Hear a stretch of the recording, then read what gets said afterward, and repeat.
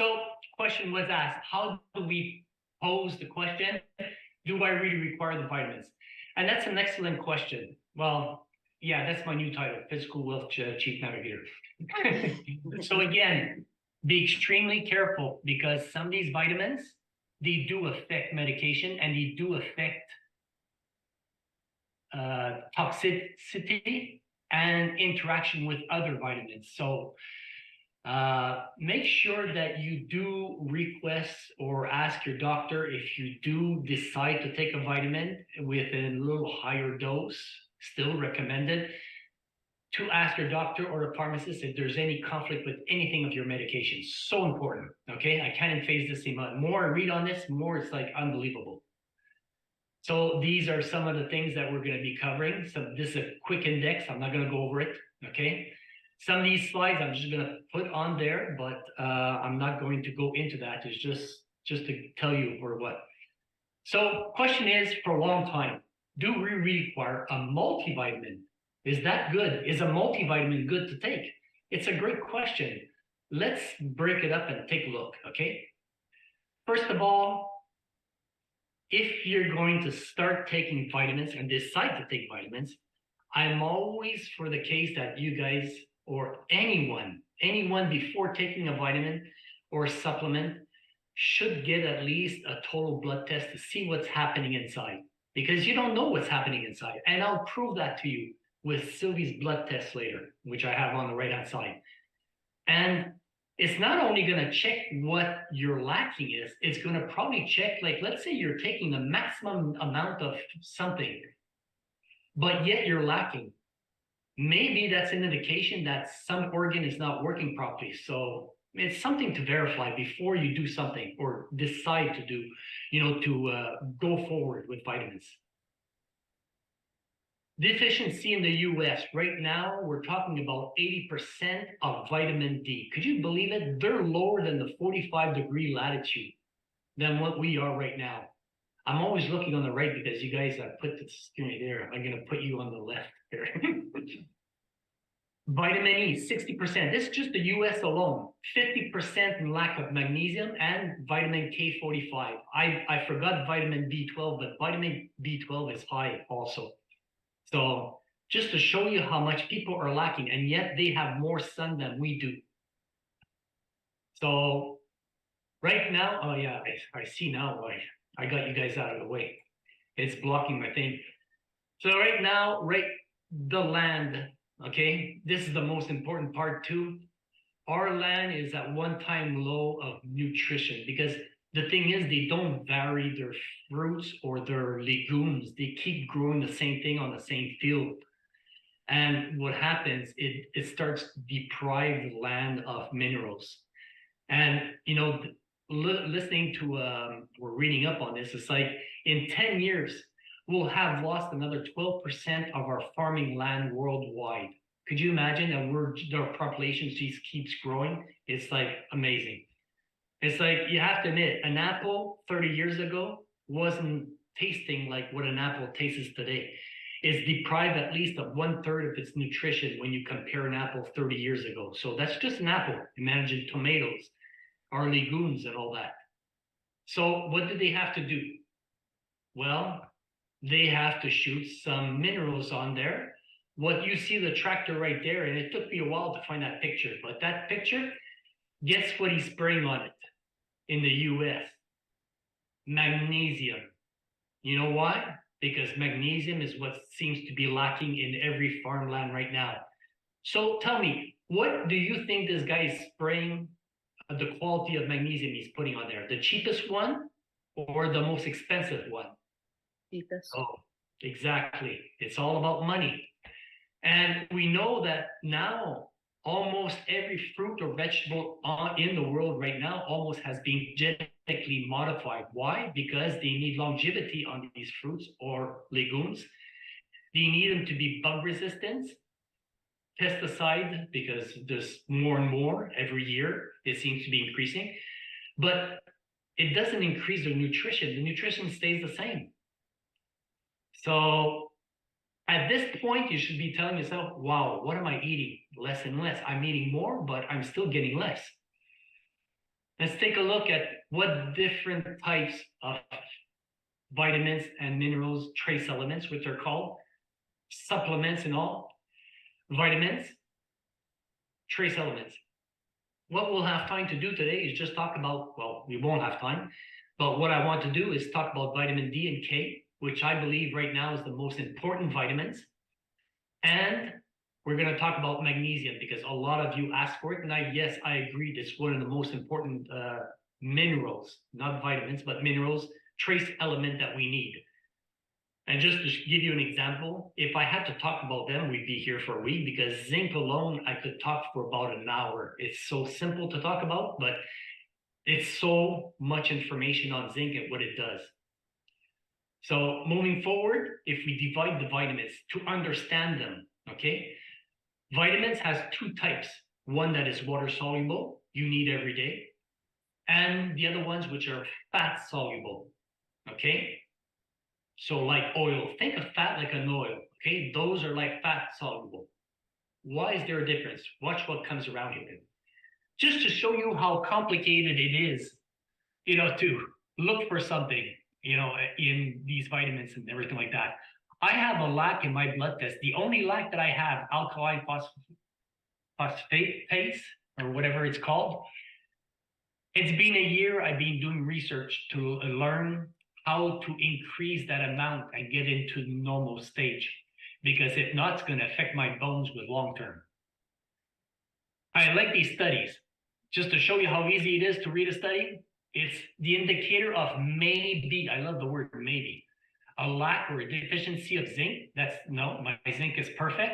My magnesium is perfect or even above normal. My B12 is perfect. My vitamin A and my vitamin D is good. So which one is it? Right now, we're trying to bring the amount of vitamin D to almost its maximum, just to see if it makes a difference with that. But two scientists I've been working with don't even have the answer, just to show you how complicated it is. One study shows a significant restoration of bones on 20 mils. Okay, this was one study. I read the study and I go, they show no idea of the medication these people were taking, no idea of the race they are, because race has a lot to do with it, how old they are or whatever. It's only 12 weeks when you know that most of these minerals or vitamins could take sometimes a month, 3 months, 6 months, a year to react in your body or to do something.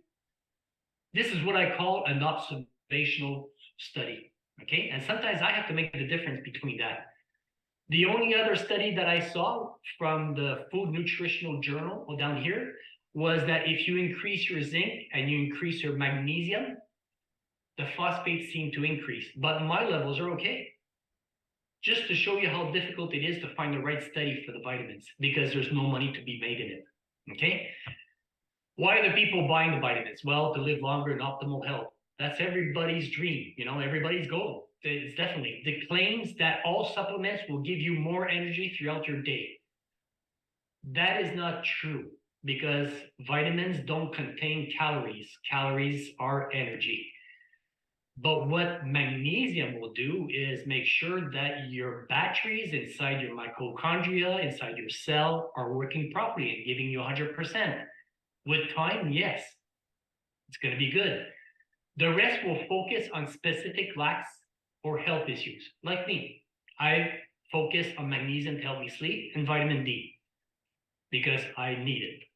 90% of the people in the US believe in vitamins. Did you believe it? But yet, 80% of them is lacking in vitamin D or magnesium. Why? Is it the quantity that they're not taking enough? Or the quality? Or the wrong type? That's what we're going to review. I'm going to try to lead you in the right way, try to make you understand. And the reason why people purchase vitamins, like manufacturers tell you multivitamin every day, you need an omega, you need a vitamin D, and you need probiotics. Is it money driven? A good question still. Or are they really, really protecting your health? They really care about your health. It's a question you have to ask yourself, about that. So can supplements be bad for you? I heard this question more than once with a group. Well, people seem to go for natural products because the word natural seems to be good, and yes, it is. But you know what? It may have an opposite effect. It may have contradiction if you're taking medication. It may have contradiction or other deficiency with other vitamins if you're not taking the right dose. A high dose can really mess things up. So we'll review that also. Example, just as an example, vitamin E and C in high dose can cause heart issues. Vitamin A can cause cardiovascular death and risk of lung cancer. Vitamin A, could you believe it? Vitamin B and 6 and 12 in high dose can risk of prostate cancer. And B6, the worst one, I think, can give you irreversible nerve damage and liver damage. So you see how important it is just to not exceed certain levels and that you may have with your food and understand where it comes from. These are just some examples. Here are examples I'm not going to go through, but they actually put amounts and what it does. Okay, so you could review the video afterwards. Where do I know if a vitamin doesn't have any contamination with it? Like, it doesn't have any copper, or it doesn't have any arsenic, or, stuff that is not good for us. Well, there's what you call consumer labs, which I'm sure everybody already heard. Consumer lab does some kind of analysis, which is okay. And they check to see the amount, see if it's proper, if it doesn't have or certain things in it. It's like, let's just take as an example, members marked vitamin D3 in one capsule, which are supposed to have 2,000 units. Okay. Well, over here, they say it's approved because it does have 2,000 units with it. It's good. It doesn't have any wheat, milk, lactose, preservative, artificial colors, or sodium, or whatever in it. So for them, it's good. Yeah, it contains soya bean oil, gelatin, or whatever, but that's usually the capsule. It's not in a big amount. Okay? But I need more. I need to know the heavy metals in it. I need to know that, all that. Well, found another site a long time ago, Labdoor, which I follow, labdoor.com. They analyze, and every 6 months they have to repeat their, research on that vitamin or that product to make sure that it's got, like this one, you see it expired. The certificate expired, so it's coming up. So you have these. You have a few of these with A+. Let's take one as a vitamin D. And this is the one I'm going to be talking about because natural factor is the next one. They rated 100%. Okay, let's see what they found. They claim that it's 1,000 international units so that you're taking for one capsule. But actually, when they checked a few capsules, they found 1,500 units in it. So there was more. Actually, the company's giving you more than what you're paying for. No arsenic was found, no lead, no cadmium. So great. If you want to know even more, well, then you have to pay to be part of them, which I don't, because this will tell me it's good enough. Take vitamin C, 96.5. Why is it 96.5? They claim it's 1,000, but they're giving you more. But they found arsenic, they found lead, they found cadmium, no mercury, thank God. But you know what? The arsenic level is low. It's 0.078. But who wants to have arsenic anyways? If you're taking 2 vitamin C per day, you have twice that amount every day for 365 days a year. No, thank you. I want mine without any arsenic at all. No lead, nothing. I want it pure. So yeah, these guys, I love them. They're great. What's the difference between a synthetic brand and a natural brand? I got in a lot of discussions with this in the past, and yeah, some people will tell you, and sometimes you look at these influencers on the web, they'll tell you that molecule's a molecule. Well, I'm sorry, I played with molecules in the past, and a molecule could have a different orientation, and if it's natural, it'll come with cofactors, it'll come with enzymes. which a synthetic brand does not. What's a cofactor? It's written at the bottom of the screen, so you could read it later on. So what does this cause? These cofactors, these enzyme orientation, everything like that will have a big effect on absorption. So what a synthetic vitamin, I'm just shooting off a number. You may absorb 50%, but a natural, you'll absorb 95%. Which one would you like? Some of these synthetic could be made from coal tar, which you make your driveway with, could be made with petroleum oil, cornstarch, or sulfuric acid. Okay, that one really killed me. Every vitamin C that you see in our food as fortified vitamin C comes from China, unfortunately. And you know what? You want to see how easy it is to make vitamin C? Take the worst GMO corn syrup that you have, fermented with bacteria, and you obtain vitamin C as a white little powder. B1 is the worst, I think. Can be made from coal tar, again. Acetone, which will remove the paint off my car. Ammonia. Or the natural way. Use garlic or natural nutritional yeast. Make it the natural way. It's on the label. Read your labels when you're just selecting a vitamin.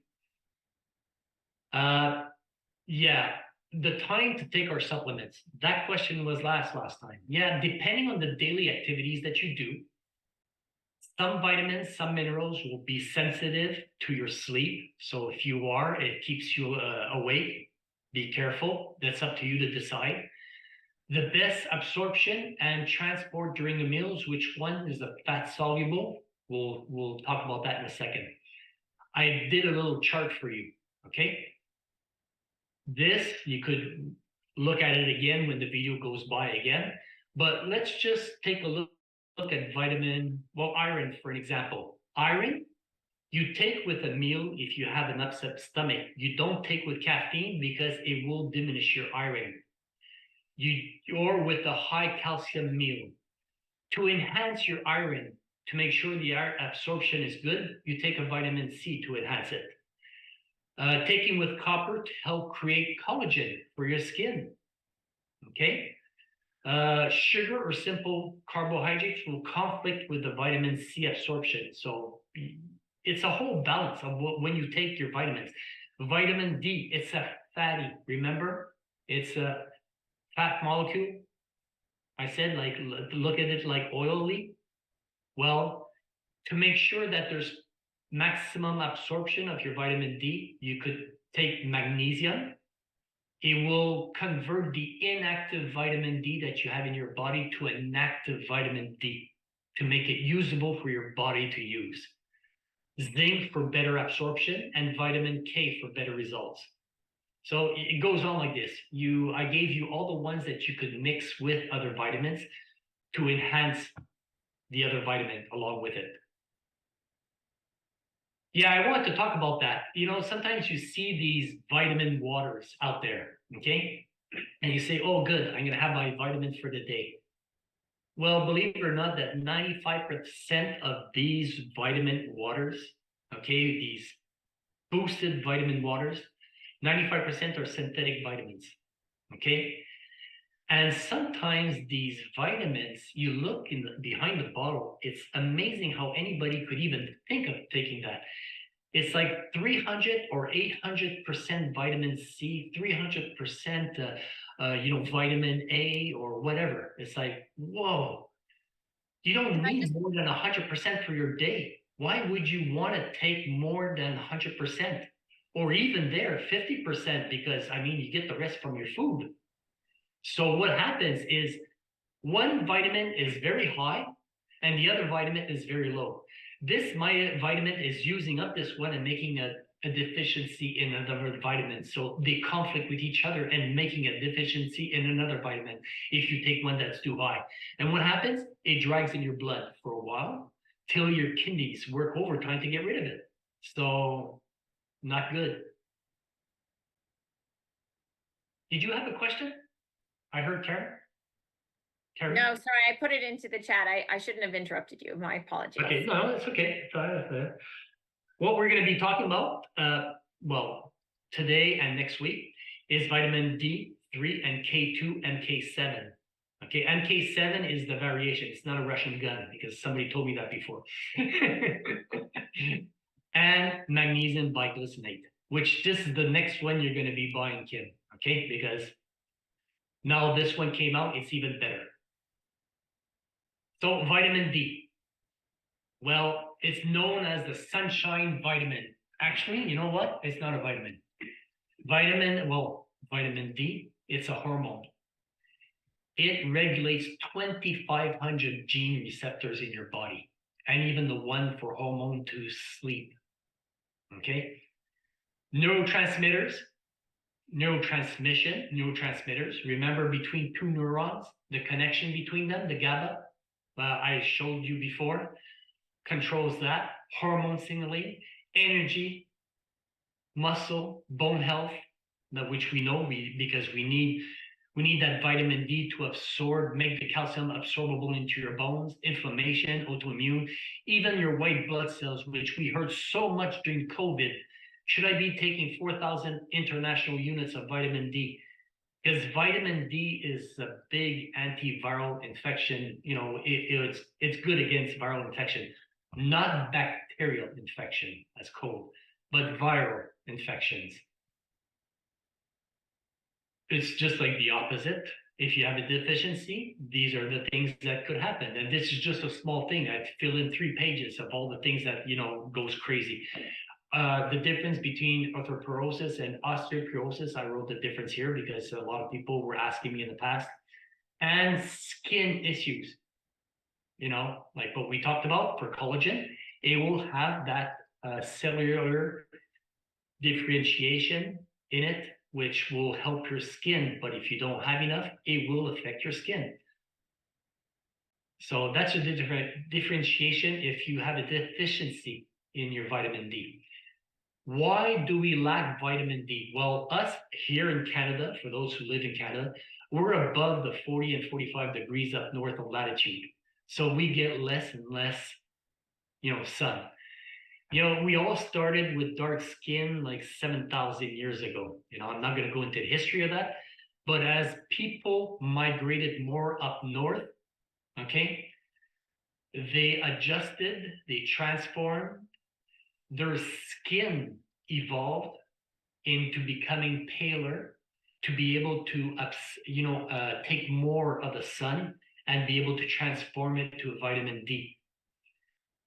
Also, the time we spend outside or inside, or should I say, old age, our skin gets thinner, so it's not able to produce that vitamin D as good as it was. The food we eat is not as good. And at 70 years old, well, we produce 75% less than a 20-year-old because of our GI, our gut, our bowel, insulin resistant, autoimmune, can be malfunctioning, or your liver could be malfunctioning. All these things. You're taking medication. All these things come along intake. How does it work? I just put a little quick diagram for you. Sun comes in, changes to a vitamin D3 as what we're able to use, but our liver takes it in. If you have a healthy liver, it's going to keep everything and transform it to an inactive form, which your body can't use. But the only one that could use it is your kidneys. With the help of magnesium, it's going to take that inactive form and change it into an active form so small that it could be used anywhere and even be able to go through your blood-brain barrier, which a blood-brain barrier is there for one reason. It blocks everything out that's too big, metals, plastic, or anything like that that you may have in your blood. So this is a quick flow chart on how the sun goes into your skin. So this is an example I wanted to give, and this is why you should go for a blood test. Well, Sylvie, my spouse, compared to me, she's outside with kids at school during September, October, beginning of November, before we got our blood test. 5 days outside with the kids getting sun. Yeah, she's dressed, but lightly when September timeframe. I'm inside 5 days a week. I don't see anything outside. I'm always working inside. On the weekend, she's outside helping me. So we're outside about the same thing, few hours, or we go take a walk. She's younger than me, so her skin is a lot thicker. I'm old, I don't got an old skin. And we eat the same amount of food. Yeah, she eats as much as me, and she's still small. But because she walks like 10,000 steps a day, and I don't walk that much, and we eat the same food. She has a great family with great genes. I have a family with bad genes, bad liver, bad kidneys, bad heart, whatever, you name it all, we all have it. Okay. She takes 1,500 international units of vitamin D3 every day. I only took 1,000. My blood test at the same date, same hour, we went together, is at 98. Hers is at 88. So you understand too, you don't know what's going on inside. You can't know how much vitamins to take. So it's good to have that total blood test to give you an idea of what you may be lacking with how your body's dealing with it.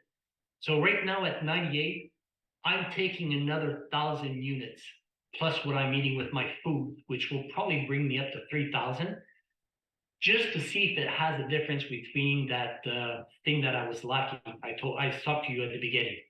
Okay. So what's the difference between a vitamin D if you take it as a capsule or you get sun? Oh man, you can't imagine how many times I got that question asked. Well, on vacation down south for a week's time, one day in the sun, your body could actually create 10,000 to 25,000 international units of vitamin D. But if you turn around and take a capsule for 10,000 or even 25,000, you can overdose in no time. The situation is what you call hypervitaminosis D. You cannot be caused by UV radiation. If not, everybody down south would be toxic, or they would be poisoned.